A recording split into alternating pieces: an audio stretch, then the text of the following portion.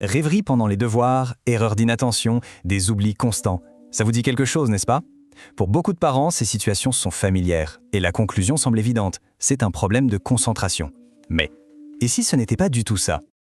Voilà la grande question qu'on va creuser ensemble. Parce que souvent, derrière ce qui ressemble à un simple manque de concentration, se cachent en fait des mécanismes cérébraux bien plus spécifiques. Et les comprendre, c'est la clé pour vraiment pouvoir aider son enfant. En fait, les chiffres sont assez parlants. Dans 8 cas sur 10, ce qu'on interprète comme un manque de concentration, c'est en réalité le symptôme d'un fonctionnement attentionnel qui est juste différent. Alors comment on fait la différence entre une distraction normale et un vrai signal d'alerte?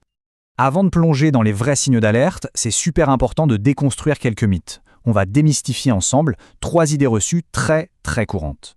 Première confusion, la rêverie. Soyons clairs, absolument tous les enfants rêvassent.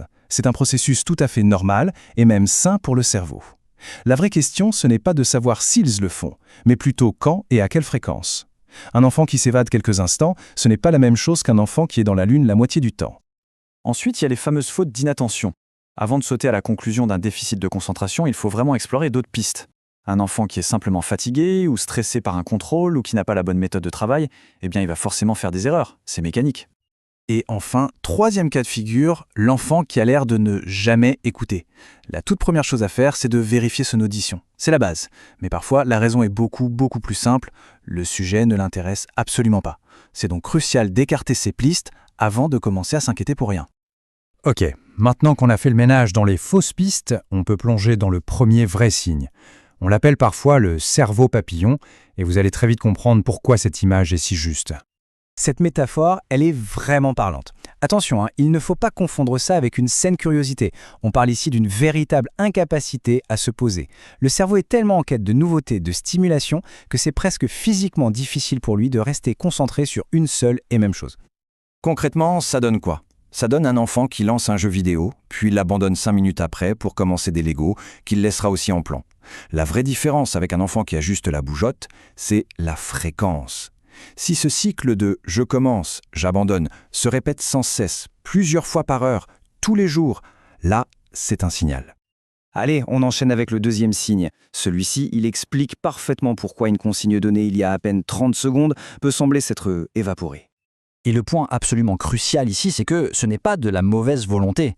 C'est un peu comme si le cerveau de l'enfant était branché sur une autre fréquence radio au moment précis où on a donné l'info. La consigne est bien arrivée à ses oreilles, oui, mais son attention n'était pas connectée pour la traiter et l'enregistrer. En termes un peu plus techniques, on appelle ça un échec d'encodage. L'information, elle n'a tout simplement pas été stockée dans la mémoire à court terme parce que l'attention n'était pas là pour faire le job. Ce n'est donc pas un problème de mémoire à la base, mais bien un problème d'attention en amont. Alors là, on aborde le troisième signe et celui-là est fascinant parce qu'il touche à notre capacité à filtrer les distractions les plus insignifiantes. Pour bien comprendre, imaginez une alarme de voiture ultra sensible, du genre qui se déclenche dès qu'une feuille morte la frôle. C'est un peu ce qui se passe dans le cerveau de l'enfant.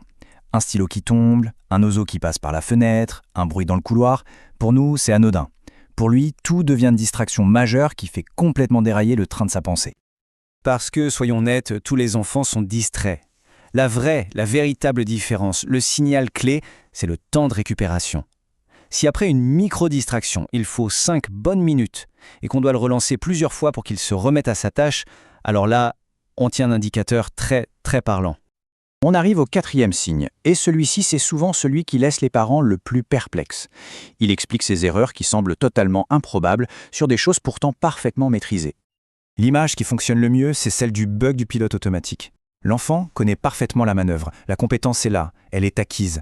Mais, au moment précis de l'action, l'attention décroche, ne serait-ce qu'une fraction de seconde.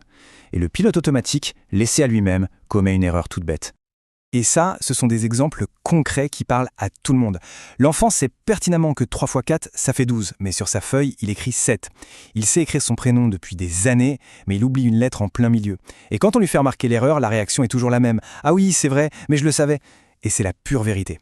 La connaissance était là, mais son attention, elle, n'était pas au rendez-vous à ce moment précis. Et on termine avec le cinquième et dernier signe. C'est souvent le plus surprenant, le plus mal compris, parce qu'en apparence, il contredit tous les autres. C'est ce qu'on appelle l'hyperfocalisation.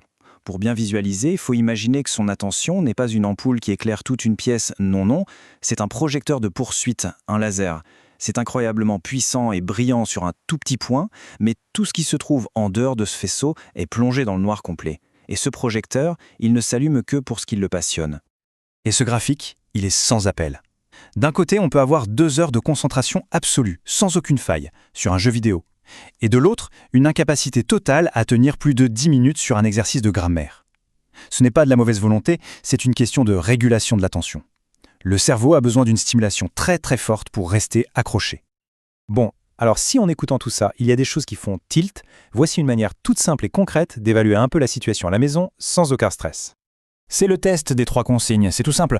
On choisit un moment calme et on donne 3 instructions qui n'ont rien à voir les unes avec les autres. L'élément crucial, c'est de demander à l'enfant de les répéter tout de suite avant même de bouger. S'il peut en restituer 3, c'est un super signe pour sa mémoire de travail. Si, de manière répétée, il n'en retient qu'une ou 2, c'est une observation intéressante à garder en tête. Finalement, l'idée, ce n'est peut-être pas de voir ça comme un défaut à corriger à tout prix, c'est peut-être plutôt un fonctionnement différent à apprivoiser. En identifiant la vraie nature de la difficulté, on peut mettre en place des stratégies qui marchent vraiment, et peut-être, tout simplement, ouvrir la porte à un potentiel qui ne demande qu'à s'exprimer pleinement.